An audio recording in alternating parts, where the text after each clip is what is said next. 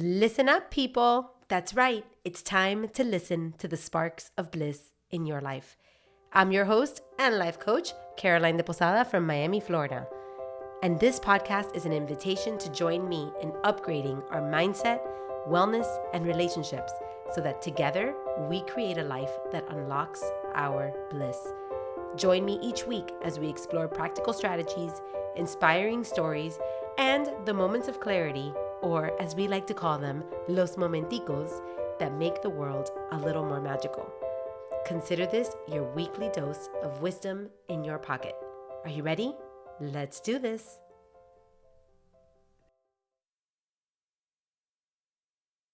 Hey, Bliss'ners, welcome to episode number 38 of Bliss'n Up. So before we get started, I just wanted to give you a quick thank you. Thank you because this week I have received text messages and emails and DMs on Instagram and just so many messages about my podcast last week. So many of you have reached out and told me how it impacted you, how it made you think, how it made you feel. And it's just been such a beautiful experience to get that feedback. You know, when I record these podcasts, it's just me sitting in front of my microphone, talking into a computer all by myself. And then I release this content to the abyss. And I have no idea who listens to it, if it resonates, if it doesn't resonate, if it's making any waves. And the only way that I know is through messages and feedback. And I got so much of that this week. So thank you. I mean, I also know through statistics, right? Like there's data that tells you, oh, X amount of people are listening to your podcast or whatever. But I don't know, those numbers feel so random. Like you see the numbers and sometimes they're big and sometimes they're bigger than others, but I don't know, they're just numbers. But when a person reaches out to you and tells you, hey, this impacted me in this way, or I really love this, or wow, that was your best episode yet, or, thank you for sharing, it just means the absolute world. So thank you for that. And on that note, I kind of wanted to bring this up. If you are listening to these podcast episodes and they impact you, I really want to encourage you to follow and subscribe to the episode. If you feel so compelled, rate and review it. Depending on where you listen to these episodes, the word changes. But if you're on Apple Podcasts or Spotify or whatever, it'll give you, subscribe, follow, whatever the language is, rate, review, whatever the language is. I encourage you to do that because that helps people like me spread the message. It helps other people find the podcast. It's one of the biggest favors you can do to me, to help pay it forward and help the message keep going. So I would really encourage you to do that. And also, if there's a particular episode that would resonate with someone you love or someone or someone that might be going through a hard time, go ahead and forward this to them. Let them, expose them to the concepts, share the link, because that's how we keep spreading the good in this world. So thank you for that. This is my little side note for today. So now let's get to the real reason we're here today. And that is to talk about a practice that I highly encourage you to make a habit in your life. And that is the practice of journaling. Now, there are many ways of journaling. There's no right or wrong way to pick up a journaling practice or to start a journaling practice or maintain one. There are people that love journaling and it's a regular part of their life already. And there are people who may reject the concept of journaling because maybe you don't feel like you're a good writer, or maybe you have no idea what to journal about, or maybe the idea of journaling intimidates you, or maybe you feel you don't have time for journaling. It's a very personal thing. But for purposes of today's episode, I want to share with you 3 different journals that I have been keeping regularly for quite a while. And how impactful they've become in my life and why. And hopefully you will pick up one of them or all three of them. You can decide for yourself. This doesn't have to be something that is robotic. This doesn't have to be something that is another chore for you to do. This is actually meant to enhance your life, enrich your life, and create a lifestyle of reflection. I recently read something that Emily P. Freeman wrote, and she said that. She said, reflection is a lifestyle. It's not meant to be a one-time thing. And that really impacted me because what I realized was that over the last few years, I have created a reflection lifestyle, and journaling is a huge part of that. And some of it is a little bit more free flow and some of it is more structured and more specific. And I encourage you to listen to this with an open mind and try any of these on for size. The reason I think it's important to do this episode right now in January is because, the theme for this month is shift, and a journaling practice is something that you can subtly shift into. It doesn't have to be abrupt. You don't have to become, the world's greatest journaler from one day to the next. It's really a shift, but it's a good time to do it because when you start off the year with that practice, you can kind of try to keep it consistent for the rest of the year. And then at the end of the year, looking back at everything that you journaled is going to be just a beautiful practice. I recently did some reflection and I've been looking back at the journals that I had for the year, and it was incredible. Some of the things I wrote and where I'm at right now, it was just connecting the dots of that journey is life-changing. It's such a beautiful way to live, and it's such an intentional way to live. So there are 3 types of journals that I keep. The first one, I learned it from Susan Ford Collins, who wrote the book, The Joy of Success. This book explores the 10 essential skills from highly successful people. So Susan Ford Collins spent many years studying highly successful people and the skills they shared. And she created this book sharing these 10 essential skills for getting the success that you want in your life. And one of her most powerful skills, and one of the ones that has impacted me the most, was the skill of success filing. Now, Susan talks about in the book that this doesn't have to be something that you put down on paper. It could be a mental note. However, for me, the art of success filing on paper has become a journaling practice that I think is highly, highly important. So how does it work? Basically, every single day, you write down your successes for that day. It's that simple. Now, when you think about successes, some people think of like big things, I made $1 million, or I got a promotion, or I climbed Mount Everest. Those are like the big milestone successes, and everybody wants to have a milestone success at some point in their life. But the skill is really about documenting the mundane successes, the not so glamorous milestone successes, the daily successes that keep you going from moment to moment to moment, especially during the difficult times, especially when you're overwhelmed or when you're in chaos or when you have too much on your plate or when you're just living in the daily grind. That is when this skill set really shines. It's such an important thing to do because I don't know if it's ever happened to you, but you go about your days and then your week, and you've been busy all week. You've put out 1,000 fires. You've handled 1,000,000 things. You've checked off a gazillion things off your to-do list. And yet at the end of the week, sometimes you feel like you don't even know what you did. You don't even know what got done. You could easily fall into the trap of feeling like you're not successful because you're not having anything milestone-ish in your day-to-day life. This used to happen to me a lot.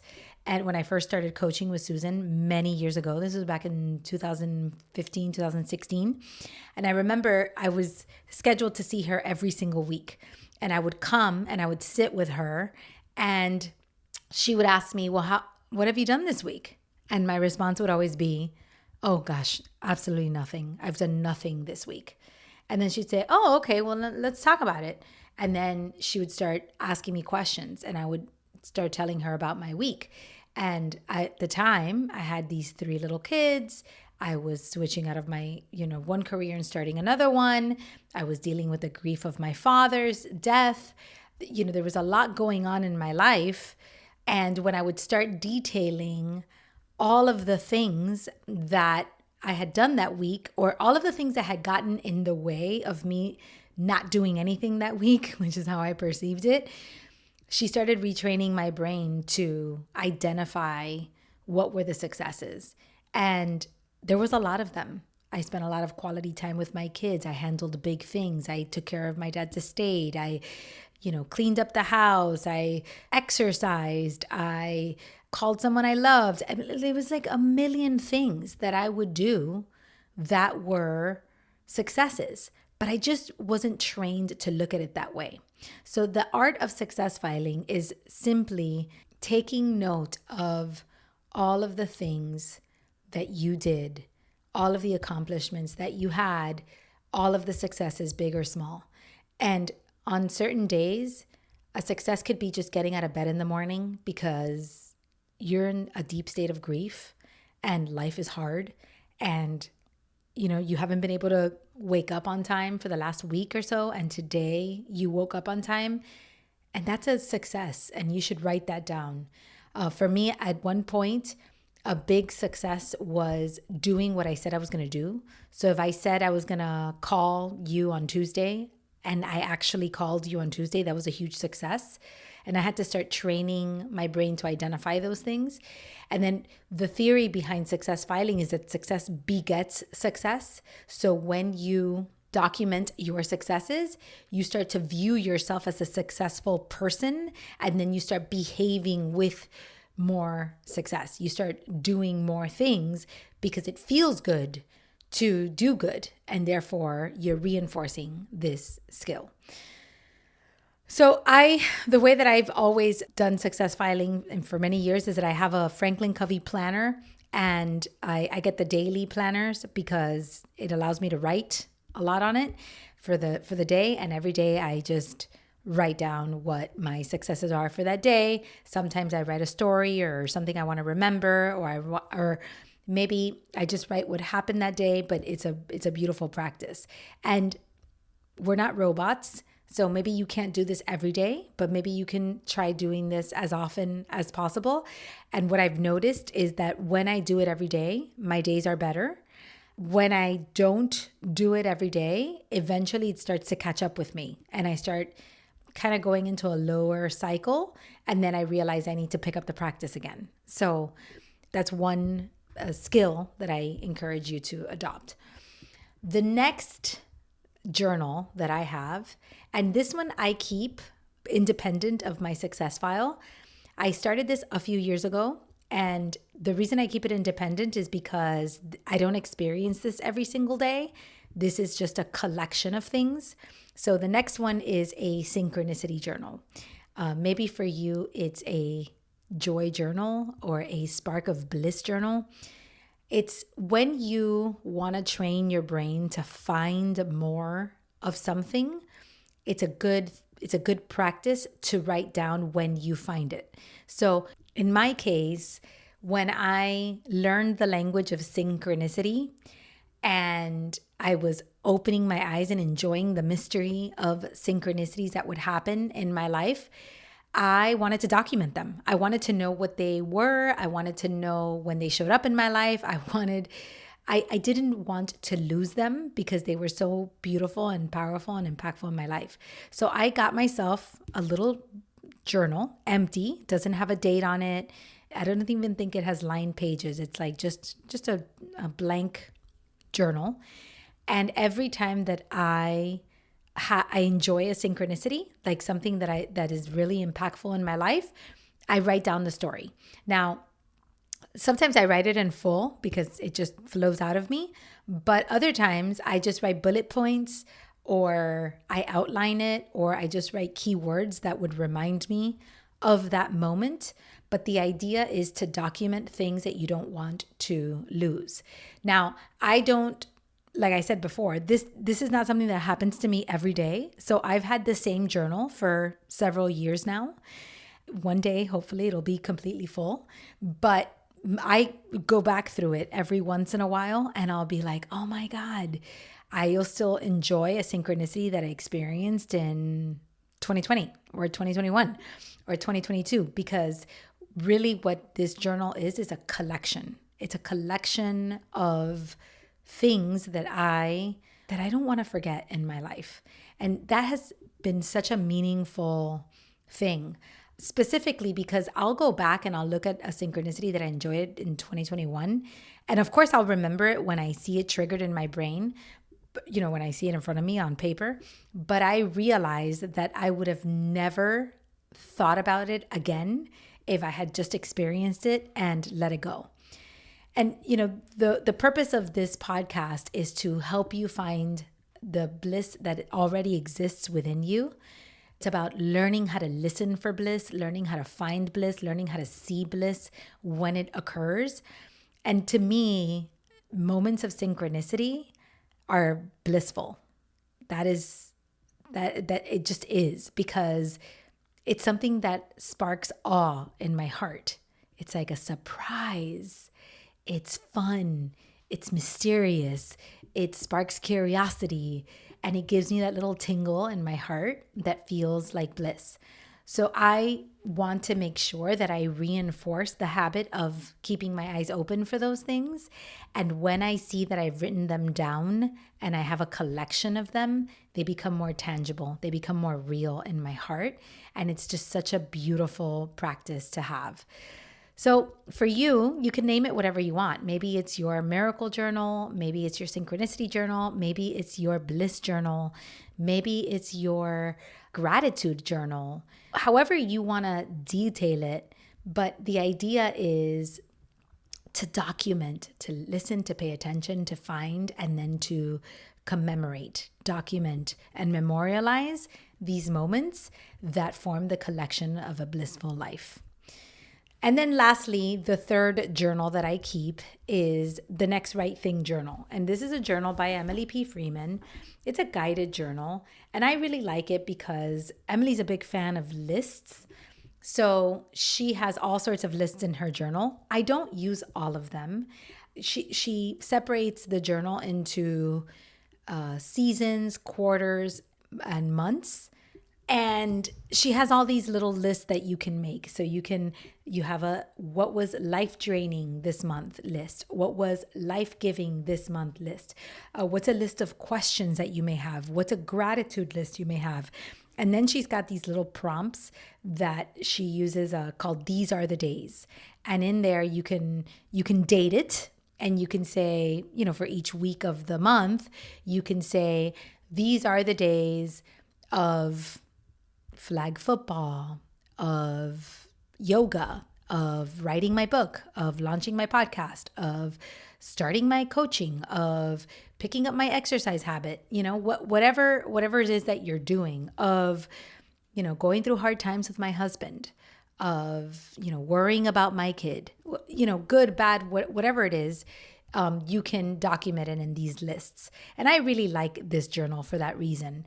Like I said, I don't use every single list that she has in the journal. They don't all serve me, but I use what does serve me, and I use it well.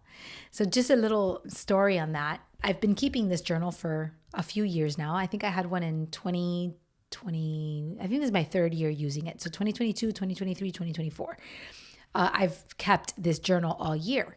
And what I've done is that sometime in late December or early January, I look back through the year and I read all the different, these are the days. I read the list of questions. I read the arrows. I read the gratitude lists, whatever I filled out throughout the month or throughout the year.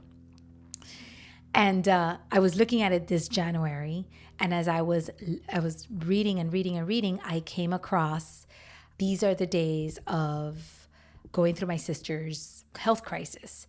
And in that month, which was in somewhere between May and July, it kind of took up a few months. The questions that kept surfacing was, will my sister heal? Should she amputate her leg or her foot? Could she witness a miracle? Is she going to die? How can I support her? And there were other questions that I asked, and other arrows, and other these are the days of. And I wrote all about my sister's journey. And if you listen to my episode 19, called Fighting for Your 20%, I share in detail my sister's story. And that was at the beginning of my podcasting journey, like when we had just started podcasting. And I share in depth the story and what we chose and the journey, etc. And as you know, in a full circle moment, today I can share with you that my sister's foot has healed 100%. And this week, my sister went home. After spending months in a hospital, after multiple surgeries, after the ups and downs, and finally getting into a rehabilitation center, and then eventually moving in with my mom because she was still dependent on care and home health and recovering and all this kind of stuff. My sister has lost something like 115 pounds. She's walking. She's independent again. She's driving again. Her foot has completely healed. And I looked at that journal and I thought, oh my God, I'm so glad that I wrote this down, because now I get to write in January what happened.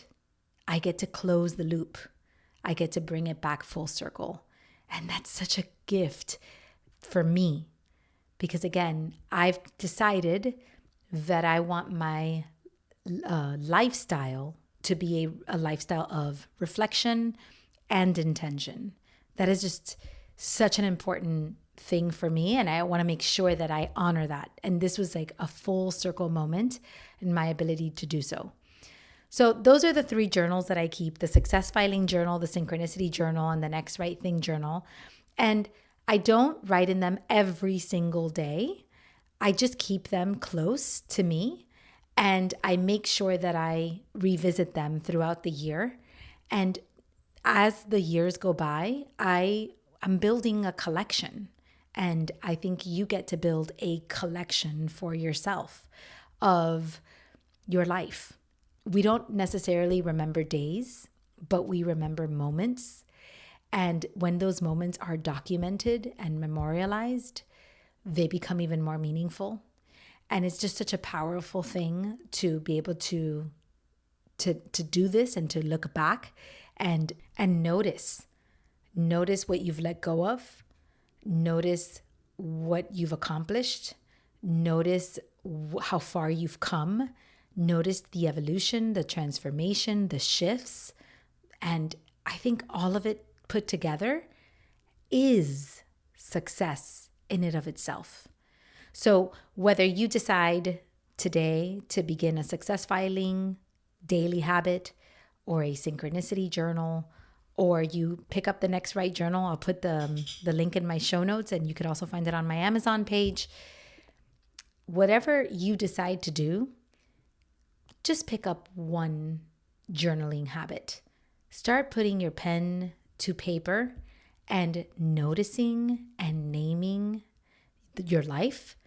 And then you're going to start realizing how much easier it becomes to nurture the life that you want to live. I hope that has helped you today. And I hope you have a beautiful Sacred Sunday. And maybe on this Sacred Sunday will be the day that you begin your journaling practice. Or maybe today's the day you resume your journaling practice because you haven't done it in a while. Or maybe today is the day that you receive validation and affirmation of the importance and the power of what you are already doing. Regardless of which one it is, I celebrate you, I honor you, and I look forward to see how this practice becomes a habit, which then becomes a lifestyle of reflection and intention. For now, see you next week.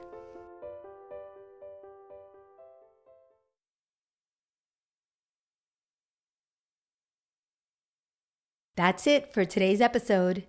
Thanks so much for being here. I am deeply, deeply grateful for this time to connect. If you're loving this podcast, I'd love if you could support me by subscribing, rating, and or leaving a review wherever you listen to podcasts. Those reviews help us so much. And if you know of someone who could really use a voice like mine in their head, please share this with them and let them know how much you care about their bliss. Now, if you are feeling called to dig deeper and really work on elevating your mindset, wellness, and your relationships to create a healthier, happier, and more meaningful life, then I invite you to schedule a 60-minute complimentary consultation with me. Let's have a meaningful conversation and see if working together is in our future. You can find the link to the calendar of consults right there in my show notes, but you can also connect with me on my website, carolinedeposada.com, or just send me a DM on Instagram at Caroline de Posada. Like my friend always says, the project is big and you're a part of it. So thanks for being here.